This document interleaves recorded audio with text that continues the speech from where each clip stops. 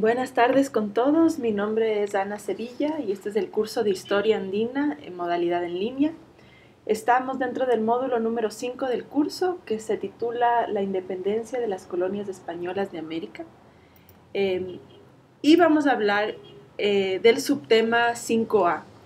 Vamos a conversar un poco sobre qué fueron las reformas borbónicas. Como ya vimos en la introducción a este módulo, el siglo XVIII trajo muchísimos cambios en la geopolítica europea. Y de hecho, para entender los acontecimientos de las primeras décadas del siglo XIX, que es lo que estamos tratando de hacer, o sea, todos los procesos de independencia, y cuyo desenlace final fue la pérdida por parte de España y Portugal de sus colonias americanas, es indispensable conocer los acontecimientos principales del siglo anterior. Entonces hablemos del fallecimiento del último de los Habsburgos y los cambios que esto produjo en la geopolítica europea. Aquí les puse una pintura de justamente el último de los Habsburgos, Carlos el Hechizado.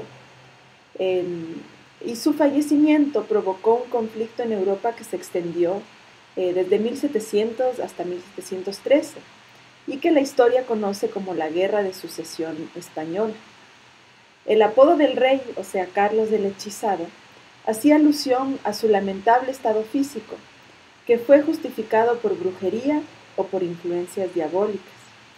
Carlos creció raquítico, enfermizo y estéril, lo que acarrió un grave conflicto sucesorio, al morir sin descendencia y extinguirse la rama española de los Habsburgos. La causa del conflicto después de la muerte de Carlos II fue la negativa de Inglaterra y sus aliados a aceptar como su sucesor a un miembro de la Casa Borbón reinante en Francia, por temor a que las posibles alianzas de familia pudieran alterar la correlación de fuerzas en Europa. Inglaterra salió triunfante del prolongado conflicto, y aunque accedió a que Felipe de Borbón se convierta en el nuevo monarca español, impuso a España una serie de condiciones que a la larga provocaron repetidos enfrentamientos entre las dos naciones. Entre las condiciones impuestas por Inglaterra, sin duda la más importante fue el monopolio que obtuvo sobre la lucrativa trata de esclavos, así como el derecho a introducir 500 toneladas anuales de mercancías a los mercados americanos, que hasta entonces habían sido tan celosamente guardados por la corona española.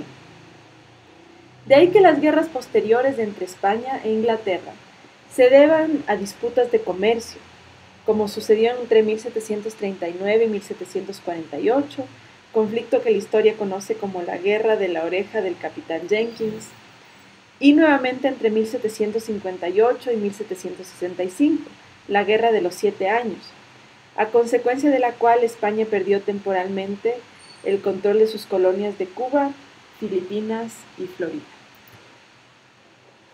Hablemos ahora un poco sobre el estilo de gobierno de los Habsburgo, que lo podemos catalogar como una monarquía medieval. De mayores consecuencias para las colonias americanas fue sin duda este cambio de dinastía. Los Habsburgo habían gobernado España desde 1516, cuando Carlos I de España y V de Alemania era un Habsburgo por el lado paterno y nieto de los reinos católicos, de los reyes católicos por el lado materno, cuando Carlos I fue designado sucesor al trono de España y poco después coronado emperador del Sacro Imperio Romano, título heredado de su padre. Entonces, recuerden, esto fue en 1516. Durante los próximos 2 siglos, los Habsburgos, Felipe II, Felipe III, Felipe IV y finalmente Carlos II, gobernaron el Imperio Español con un estilo propio de las monarquías medievales.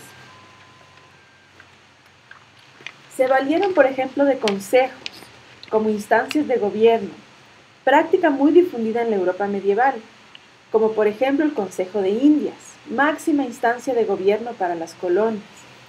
Buscaron gobernar su imperio por consenso, antes que de manera autoritaria, tendencia también propia de las monarquías medievales, todo lo cual dio a los criollos americanos la sensación de que las Indias, como se llamaba entonces América, no eran colonias y que los reinos americanos como la Nueva España, que es el actual México y Centroamérica, la Nueva Granada, actual Colombia, y el Reino del Perú, gozaban de la misma jerarquía que los reinos de la península, que Galicia, que Granada, que León, etc.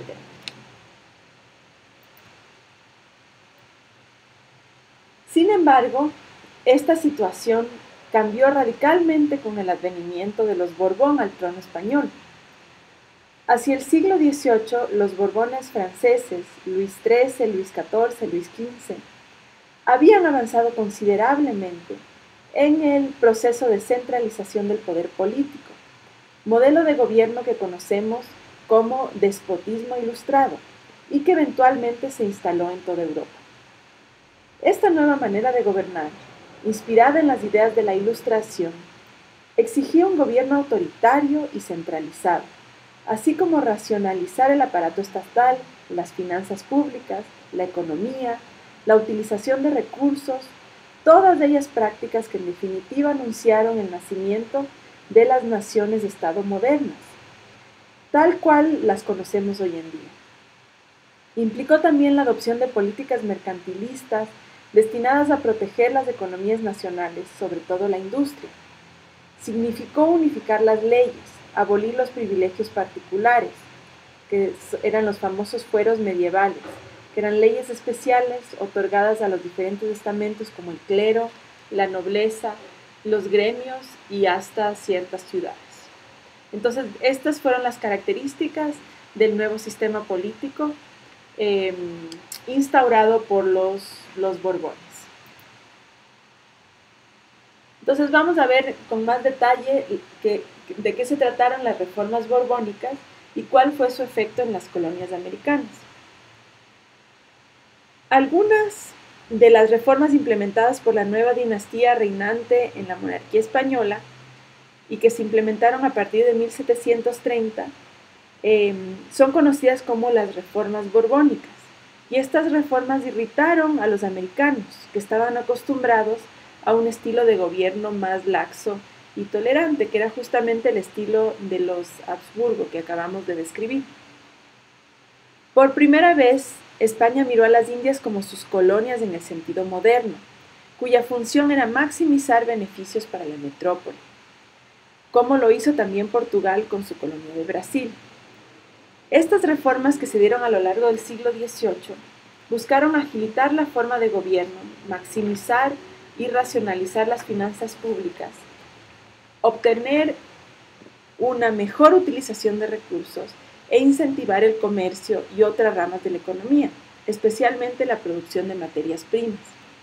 En el módulo 5 van a encontrar una serie de tarjetas que detallan justamente de qué se trataron estas reformas en distintos ámbitos, en la educación, en el comercio, en la economía.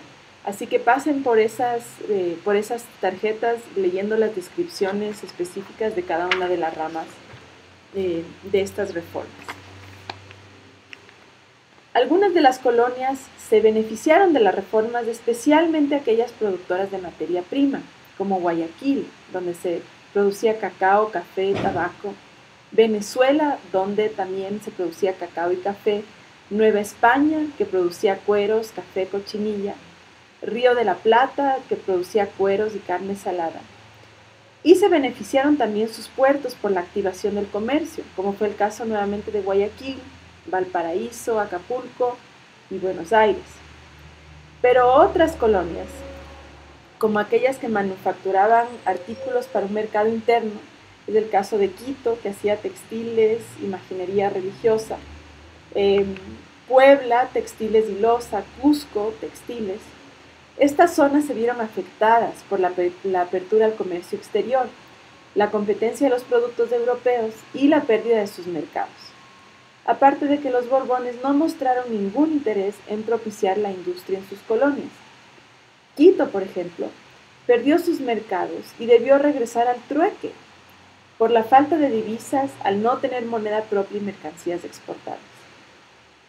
Es por eso que el historiador inglés John Lynch haya afirmado que la reconquista de América, que se dio un proceso de reconquista de América por parte de los Borbones en el siglo XVIII y que esto trajo como consecuencia el fin del imperio español en América. Así que ese fue un poco un recuento de lo que fueron las reformas borbónicas. Les insisto que naveguen en este módulo a través de las tarjetas que dan una descripción específica de las reformas en cada uno de los ámbitos de la política colonial. Muchísimas gracias.